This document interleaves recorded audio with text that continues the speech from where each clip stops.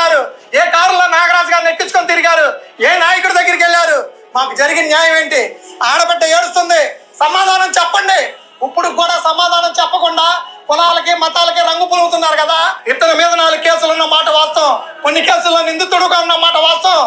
అయినంత మాత్రాన తీసుకొచ్చి కాల్చి పూడి చేసే హక్కు పోలీసులకు ఎవరిచ్చారు?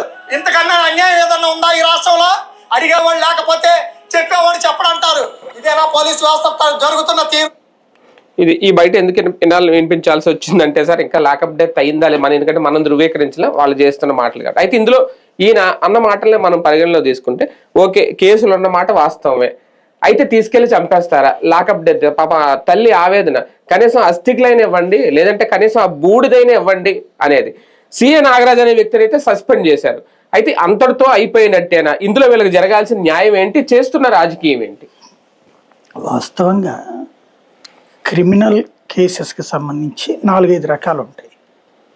దొంగతనాలు చేసే కేసులు ఉన్నాయి అనుకోండి, దాంతో ఎన్కౌంటర్లు చేయరు, అరెస్ట్ చేస్తారు, జైలుకి పంపిస్తారు. గంజాయి కేసులలో ఒకటి నిజం ఉంటుంది, వాడు వాడటం వేరు, అమ్మటం వేరు.